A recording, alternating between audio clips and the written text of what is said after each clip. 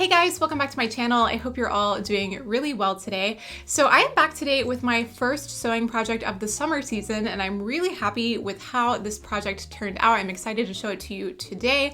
This is a dress that is inspired by a dress I saw on the Selkie website.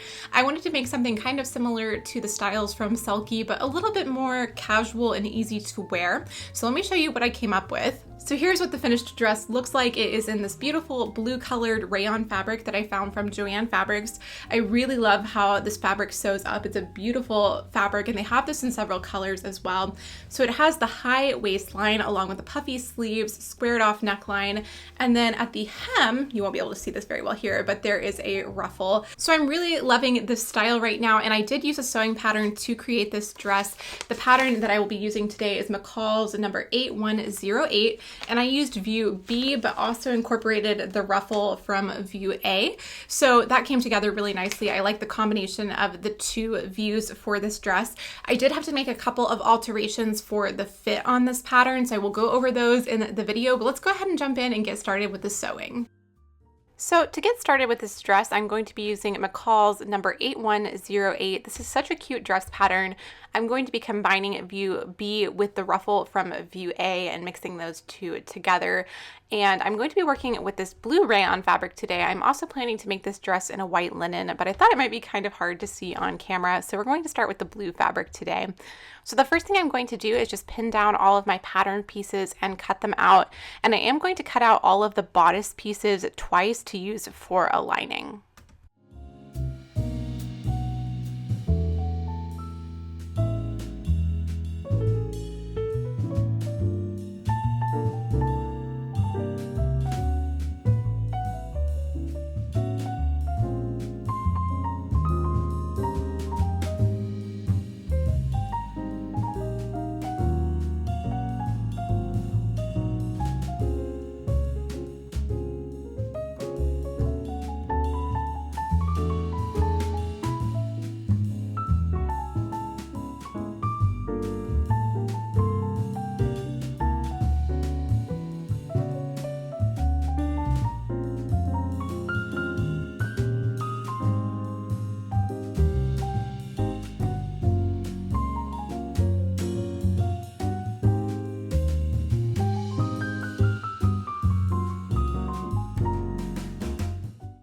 Now for the ruffle piece, I am going to add a couple of extra inches of fabric just because I want my dress to be more of a midi length and I wanted to have a little extra room to play with here. So I'm adding about 2 inches to the bottom of the ruffle pieces.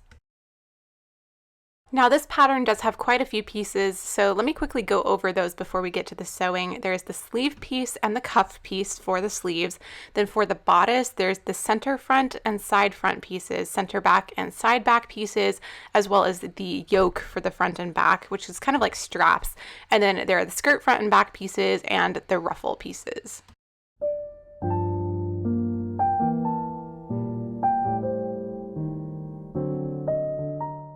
So with everything cut out, I was ready to go ahead and get started sewing. So the first step to making this dress is to assemble the bodice pieces. And I'm going to start here with the bodice front pieces. So I am taking the side front pieces and pinning them to the center front piece along the seam line. Now the side pieces are a little bit curved, so I'm taking my time to make sure that everything matches up well here and pinning these in place with the right sides together. I'll take this over to the sewing machine and sew these seams with a 5/8 of an inch seam allowance. And then I'm going to repeat the exact same process for the back pieces. The only difference here is that it is split down the back to make way for a zipper later on.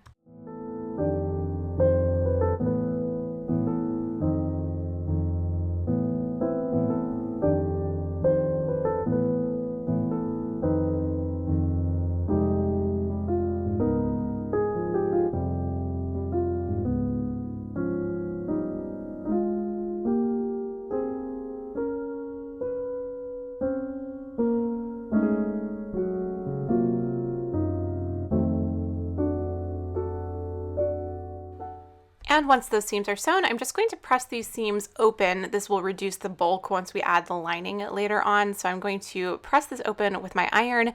It's a little bit easier to do on the back pieces because there's no curvature to the side of the back piece. So that's a little bit easier here. But for the front, because there is that curved seam, I'm just going to clip into the seam allowance with my scissors and cut right up to the stitching line without cutting the stitching. And this will make it a little bit easier to open the seam up and press it nice and flat.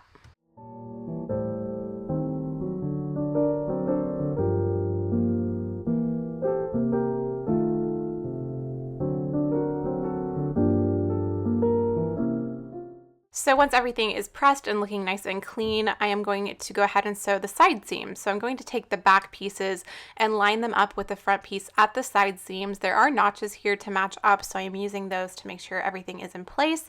And then I'm just going to sew these seams with a 5/8 of an inch seam allowance.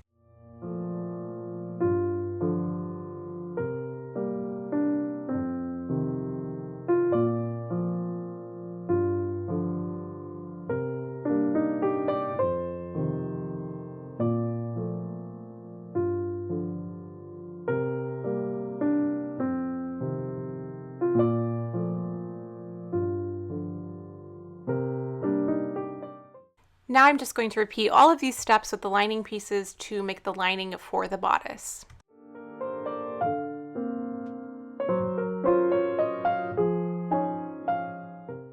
So now we can move on to what the pattern describes as the yoke pieces. I think of these more like shoulder straps, and there are two sets of these, one for the outside and one for the lining. So I'm going to start by matching these up at the shoulder seams, the front and back yoke pieces, and we will stitch the shoulder seams on both the outer pieces and the lining pieces. So you should end up with 4 of these.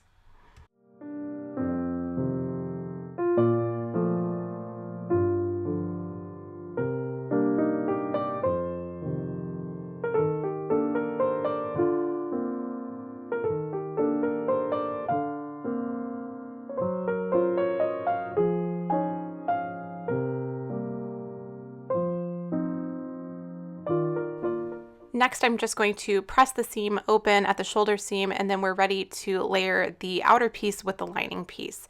So I'm going to match up one of the outer pieces with the lining piece at that shoulder seam, making sure that everything matches up nice and neatly, and then pin all the way around this outer edge. This is what is going to become the neckline edge at the shoulders, and it's going to have a really nice clean finish because it is lined. So now I can take this over to the sewing machine and sew this seam with a 5/8 of an inch seam allowance and repeat the same thing for the other pieces for the other side of the dress.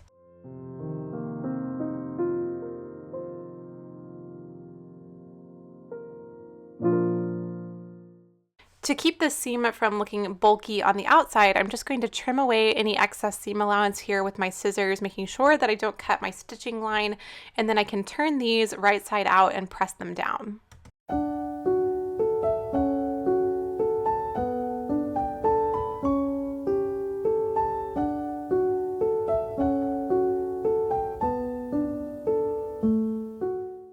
So now we're left with these 2 shoulder yoke pieces, and I'm ready to attach them to the bodice of the dress. So right now I'm just going to baste these in place, and they will be sewn in more securely when I add the lining later on, but I'm just checking the placement for the front of the yoke pieces here, and the bodice pieces do have notches cut where I am supposed to match this up, so that made that very easy to do. So I'm just matching this up here and pinning it down with the right sides together.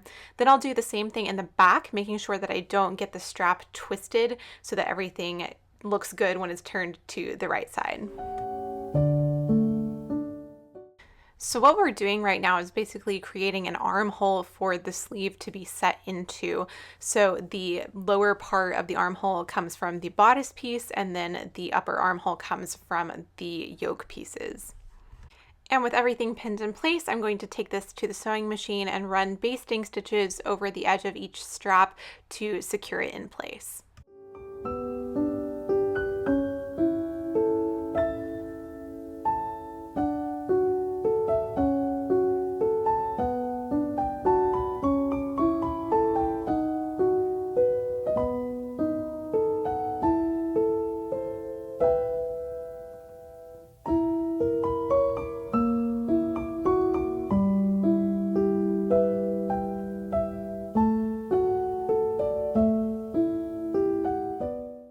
So now I can set the bodice aside and get started on the sleeves. So the first thing we're going to do is run just a little bit of stitching on these corners on each side of the sleeve. This is just to reinforce it. And then we're also going to run 2 rows of gathering stitches along the top of the sleeve in between the notches. So for the reinforcement stitching, I am just making sure that I'm keeping an even seam allowance here, and you'll see me lower my needle and lift the presser foot to turn my material. This makes sure that I can keep an even seam allowance when I'm turning around the corner. So the reason we're doing this is both because the pattern guide said to do this, and also because we'll be cutting into the seam allowance in a few minutes, and we want to make sure that it's really secure here at that corner. I am quickly going to run my gathering stitches along the top so that we can turn this into a nice puffy sleeve, and then I can move on to the next step. So the first thing I'm going to do here is to cut right into the corner, right up to that stitching line that we sewed into the corners.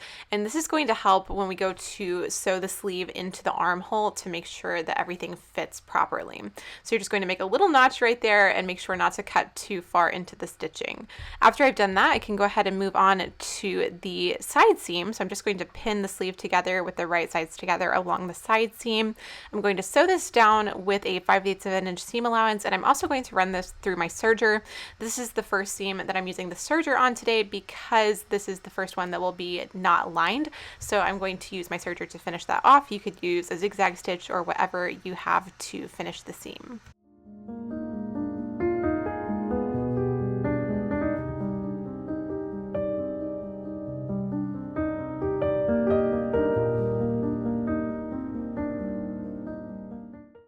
I'm going to press that seam to one side of the sleeve, and now the sleeve is really starting to look like a sleeve.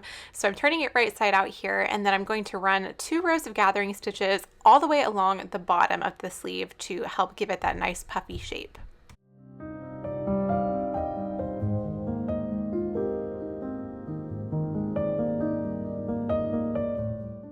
Moving on to the cuff of the sleeve next, the first thing I'm going to do here is apply a little bit of fusible interfacing to the back of the cuff piece.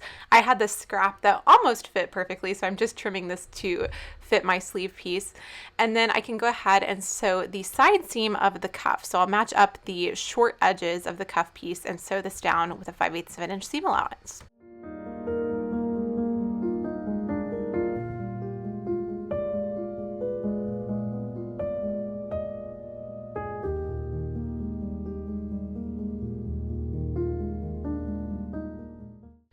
I'm going to trim away my excess seam allowance here, again being careful not to cut the stitching, and then I'll press this seam open.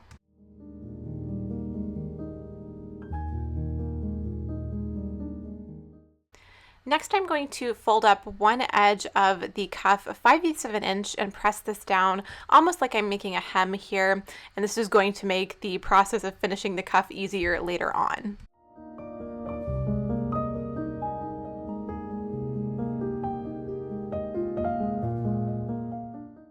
So now I'm ready to attach the cuff piece to the sleeve. So I'm going to pull up my gathering stitches here by pulling on the threads and make sure to distribute these nice and evenly so that it's ready to fit to the cuff.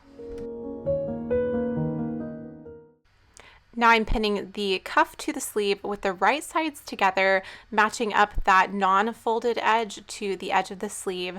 And I like to start by matching up the seams on both of these, the side seams, and then also the centers. That way I can make sure that everything is nice and even with the gathers as I distribute them along the cuff piece.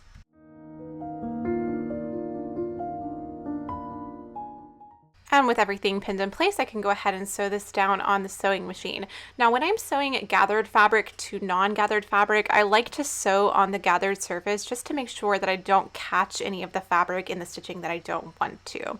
So after I've sewn that seam, I'm going to trim away any of the excess seam allowance, and then I'm ready to fold the cuff to the inside. I'm quickly checking the outside of the fabric to make sure that everything looks good, and then I'm removing the gathering stitches. Now I'm going to make sure that my seam allowance is turned towards the bottom of the cuff, and then fold the cuff in over that seam allowance, making sure that the edge is covered. Then I'll pin this down all the way around, making sure that that seam allowance is encased inside the cuff, and I'll come back later and sew this down by hand. And you can see here this method makes it look very clean and neat both on the outside and the inside of the cuff. After repeating those steps to make a second sleeve, I'm ready to sew the sleeves into the armholes. And this is a little bit of a different method of sleeve application than I've seen before, so let me walk you through it as best I can. You're going to start by sewing the upper part of the sleeve into the armhole and then follow up later on with the lower part of the armhole. So I'm going to start by matching up that notch that we cut into the sleeve with the edge of the yoke piece, and then I will match up all of the notches in the yoke piece with the notches in the sleeve.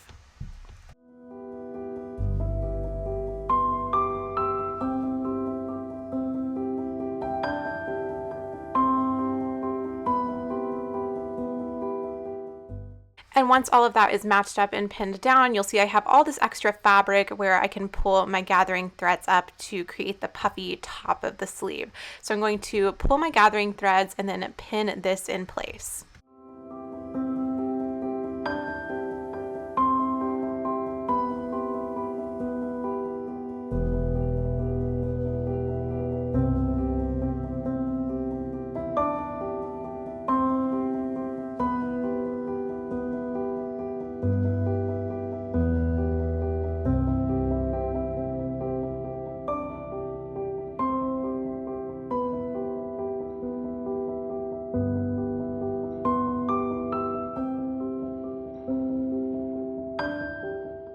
So once that's pinned in place with the right sides together, you can see it's like a U shape here with the top of the sleeve, and we're going to go ahead and sew that down with a straight stitch.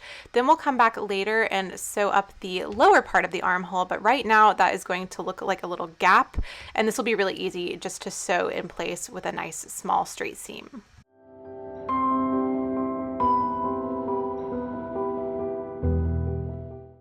So I'm going to sew down the upper part of the sleeve, and then I will run this seam under the serger because this will be exposed on the outside. The lower part of the sleeve I don't have to run under the serger because that will be contained in the lining later on. So I'm just going to sew up the lower part of the sleeve, and that is the sleeve set in.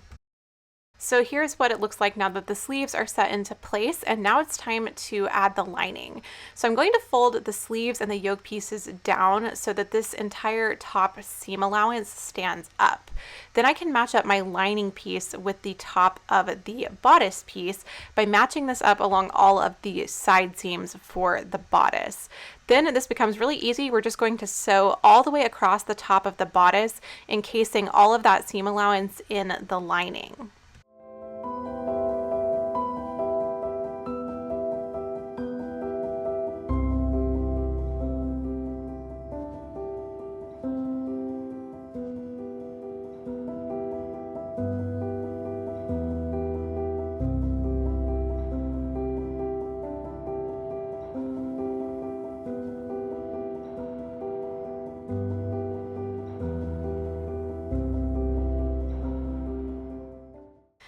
And with the lining sewn in place, I'm going to trim away the excess seam allowance from the lining, being careful not to cut too far into this.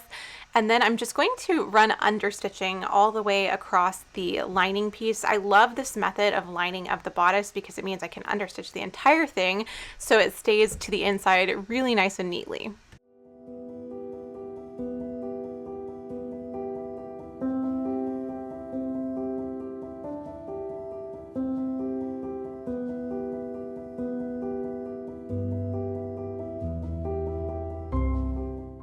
So here's what the inside of the bodice now looks like. I love this method. It is so nice and clean looking.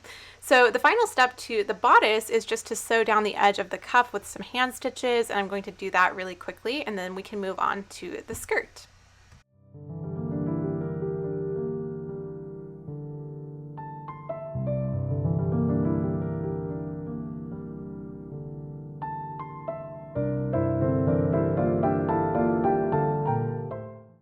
The skirt for this dress is a pretty basic rectangular gathered skirt, so I'll go over it quite quickly in this video. The first thing I'm going to do is sew up the side seam, so I'm pinning the two back pieces to the front piece with the right sides together, and I will sew down the side seams with a 5/8 of an inch seam allowance and use my serger to finish the edge.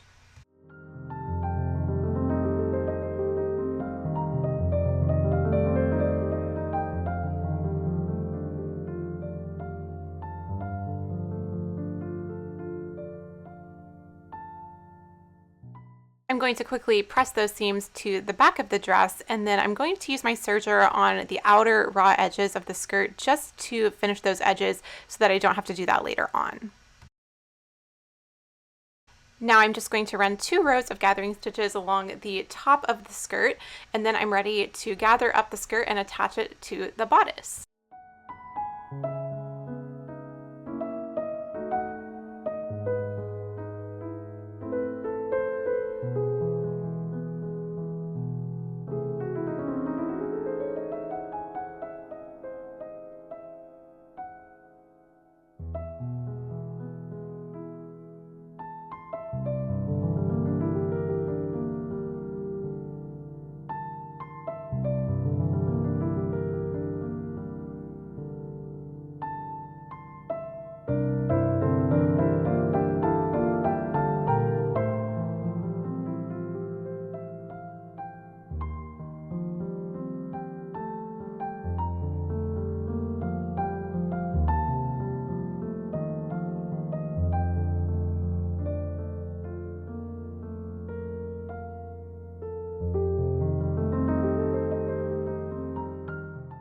With that seam stitched in place, I'm going to remove my gathering threads that are showing on the outside so that those do not show, and then I'm going to give this waist seam a quick press.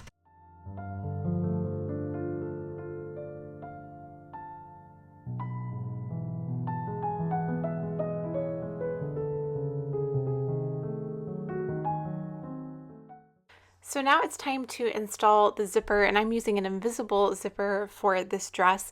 So the first thing I'm going to do is unzip the zipper and then match up the zipper tape with the edge of one side of the dress, making sure that the top of the zipper is aligning with the top of the outside of the dress, not the lining.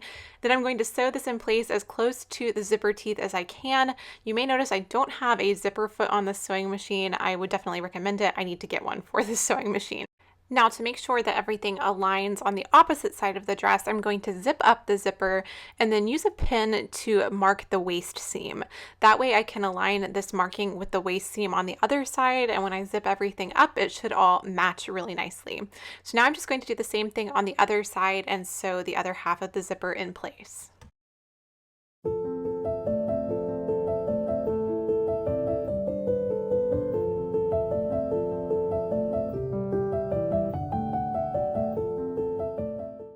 Now I folded the lining in over the zipper so that the back of the 2 back pieces align, and I'm just going to sew this down, leaving about a 5/8 of an inch space at the bottom so that I can fold that up on the inside of the lining, and then I'll just sew through all 3 layers, the back, the lining, and the zipper.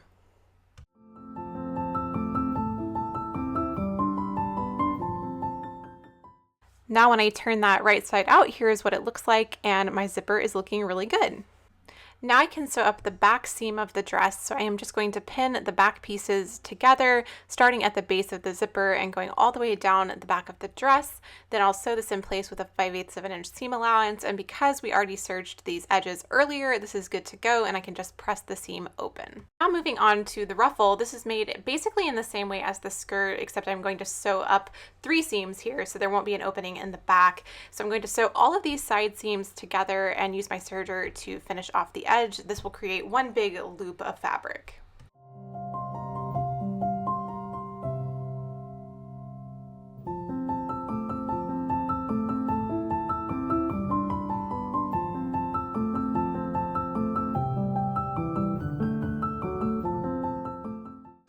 Now I'm going to press those seams to the side, and then I can run 2 rows of gathering stitches along the top of the ruffle.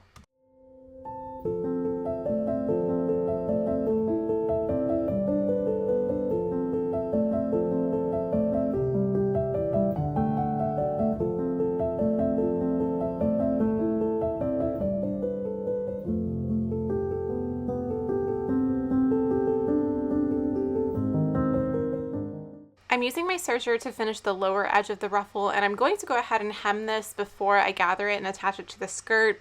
I just think that makes it a little bit easier, but you could hem it later if you wanted to check the length.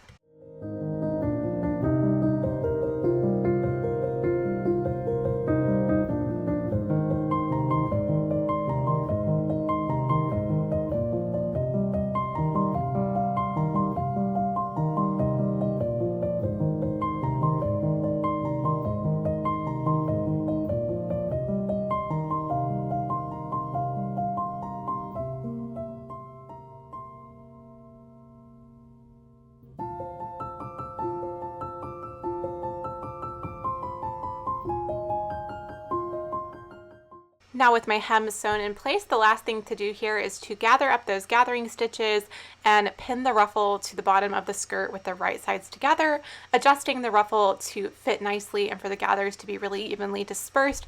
I'm doing my best to make sure that they hide those seams in the ruffle as well. They're not perfect, but I think it helps to have those gathers more concentrated around the seams so that it covers it up a little bit.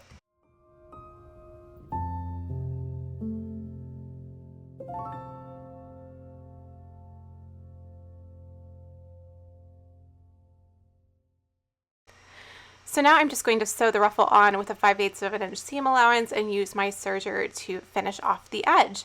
So all that was left to do here was to sew the lining down by hand on the inside, which I did off camera, but I wanted to talk you through a little bit of a incident that happened while I was making this dress because I ended up having some fit issues once I got to this point. I should have tried it on at a different point in the making process and I just forgot to. So let me show you what I was thinking as I tried it on.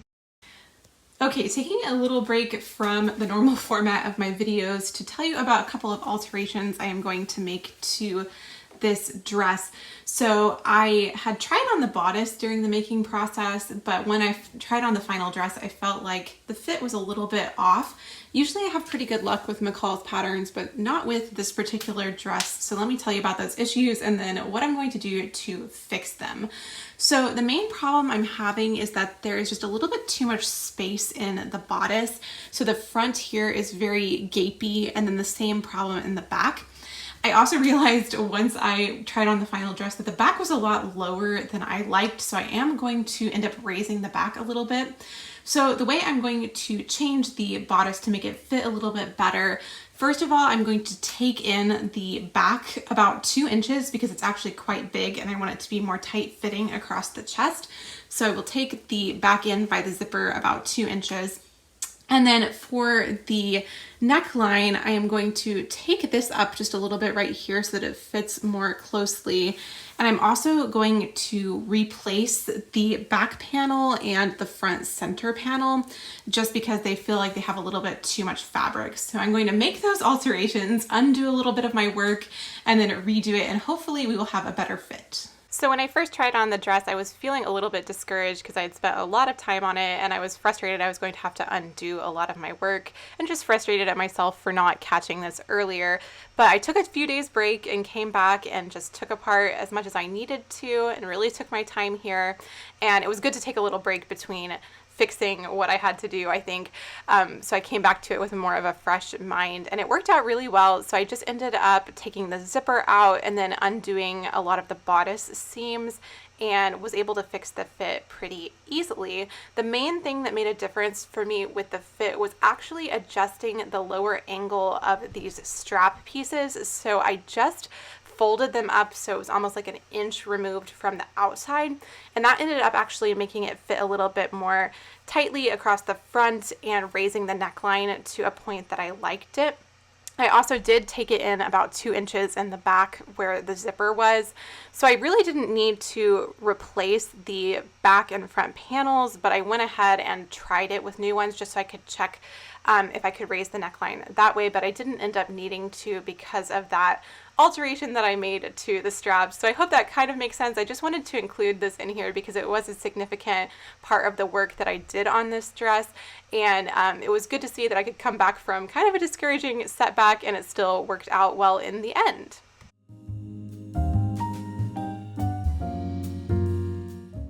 So setbacks aside, I was able to get all of my work redone, and I'm really pleased that I did because I think the final fit is so nice and so much better than it was before. So I was really happy that I decided to take the time and fit it and make it more what I wanted it to be. So here's what the dress looks like. I'm really, really happy with it. I think it has a similar idea to the dresses from Selkie.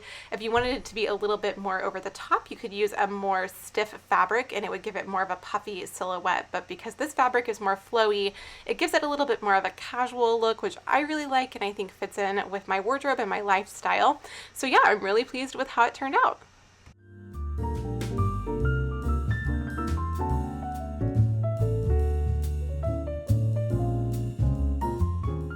I am so happy with how this dress turned out. It's a different style for my wardrobe and I'm really enjoying wearing it. I'm looking forward to wearing it throughout the rest of the summer. I'm planning to make the same style again in a white linen fabric, which I'm really looking forward to. And now that I've done the alterations for the fit, I will know a little bit better how to make that one fit me. So I'm looking forward to working on that project soon. But thank you guys so much for watching and hanging out here on my channel today. I hope you enjoyed seeing how this dress came together. If you are new around here and would like to stay tuned for my future sewing videos, I would love it if you would go ahead and subscribe by clicking the red button down below so you can stay tuned for my future videos. And if you'd like to keep up with me outside of YouTube, TikTok and Instagram are my two favorite social medias, so I will have those linked down below and I would love to see you over there. Thank you guys again so much for watching and spending your time here today, and I will talk to you in my next video. Bye!